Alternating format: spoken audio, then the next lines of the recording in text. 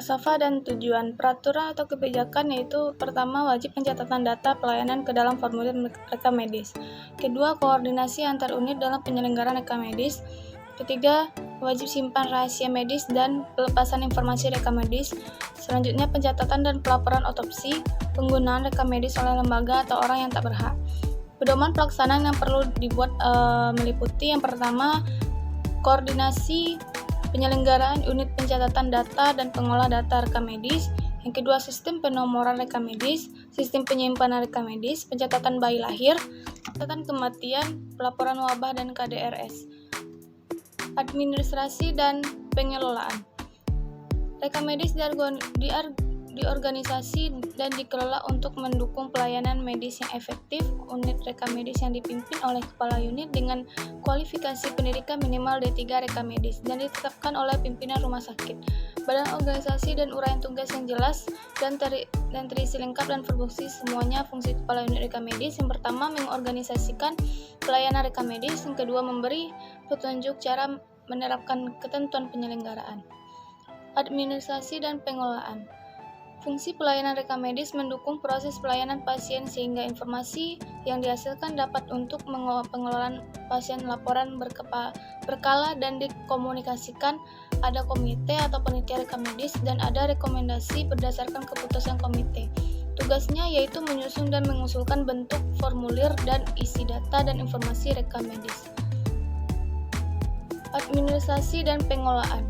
Surat keputusan pengangkatan kepala unit rekam medis dengan kualifikasi lulusan D3 rekam medis, organisasi dan bagan organisasi unit rekam medis yang dilengkapi dengan uraian tugas setiap bagian organisasi termasuk hubungan fungsi. Bagan hubungan fungsi pelayanan rekam medis dengan fungsi pelayanan medis, keperawatan dan pelayanan administrasi. Yang pertama, adanya laporan kegiatan pelayanan rekam medis tentang pertama, tingkat kelengkapan data rekam medis. Kedua, tingkat kebendalan dalam melengkapi data rekam medis. Yang ketiga, tingkat kehilangan dokumen rekam medis. Yang keempat, tingkat penggunaan rekam medis. Selanjutnya, laporan dokumen rekam medis yang dinonaktifkan.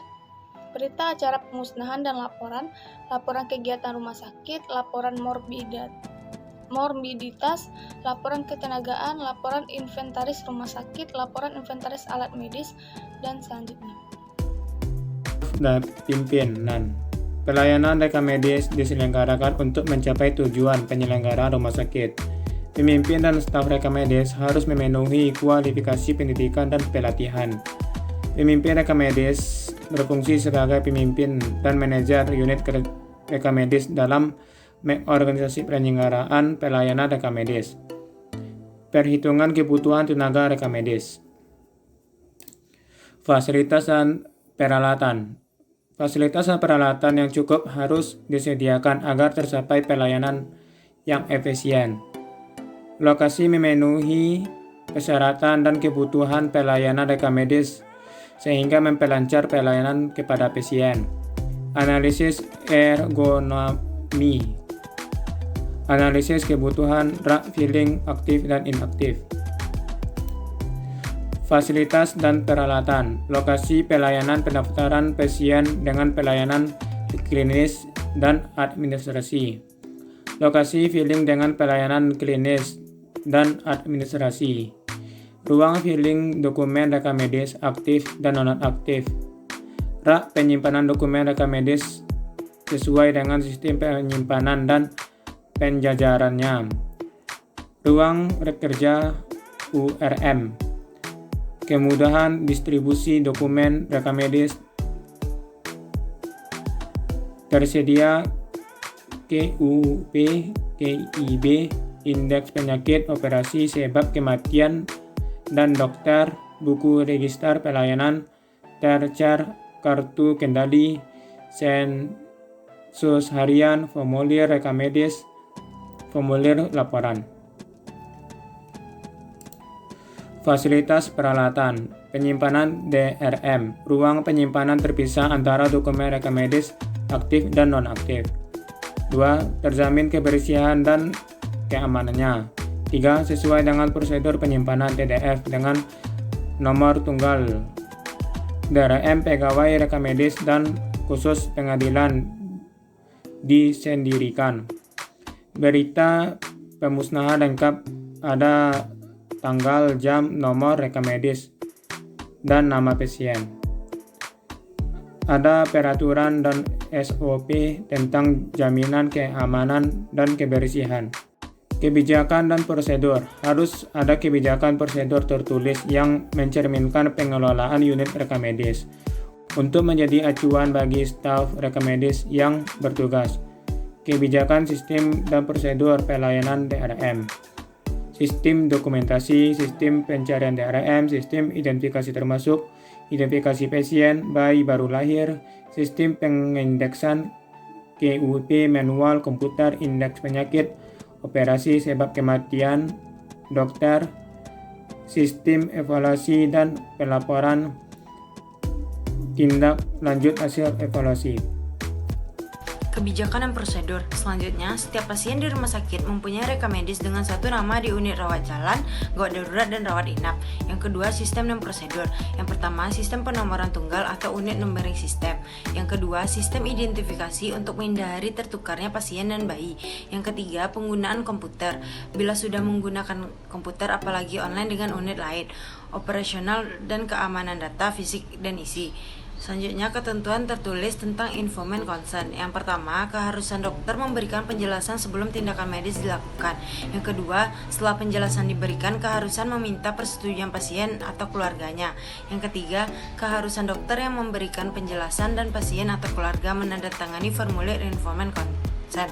Yang keempat, keharusan saksi ikut menandatangani formulir informed consent. Selanjutnya, evaluasi pelaksanaan informed consent. Pelaksanaan informed consent. Yang pertama, peraturan atau kebijakan tentang pelaksanaan IC. Dua, prosedur IC atau oral, implied, dan written consent, yaitu keharusan memberi informasi, meminta persetujuan, dan meminta tanda tangan pada formulir IC bagi yang harus dengan tertulis. Yang ketiga, jenis-jenis tindakan medis yang wajib dengan IC tertulis. Yang pertama, tindakan medik pada keadaan gawat darurat. Yang kedua, tindakan medik pada pasien tak sadar dengan tanpa pengantar. Yang ketiga, evaluasi pelaksanaan IC. Selanjutnya, isi rekam medis jelas, benar, tepat waktu, serta dilakukan oleh petugas yang berwenang. Yang pertama, yang berwenang perekam medis, pelayanan administrasi medis, perawat, dan tupoksi. 2, jelas, dapat dibaca. 3, benar, sesuai dengan bukti diri pasien. Yang keempat, lengkap, sesuai dengan pedoman tertulis. Yang keempat, tepat waktu, 2 kali 24 jam harus kembali ke URM. 14 hari selesai dilengkapi untuk diserahkan kembali ke URM.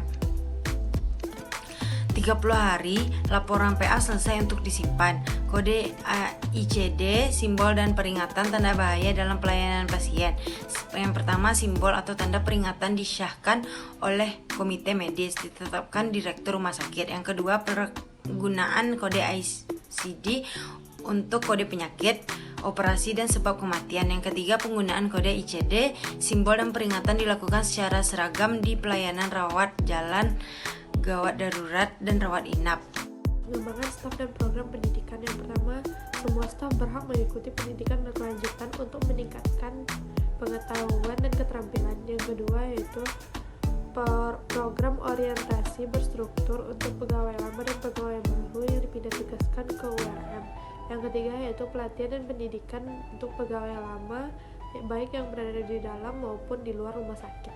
Selanjutnya masuk kepada evaluasi dan pengendalian mutu. Yang pertama yaitu ada prosedur baku untuk menilai proses pelayanan. Yang kedua yaitu monitoring untuk memudahkan mengetahui masalah pada proses perencanaan pelayanan. Yang ketiga yaitu evaluasi terstruktur yang dilakukan oleh panitia rekam medis minimal 3 tahun sekali. Yang keempat yaitu indikator klinik dikumpulkan, diolah, dan dianalisis untuk evaluasi mutu pelayanan. Yang kelima yaitu pemantauan perawatan pasien rawat inap.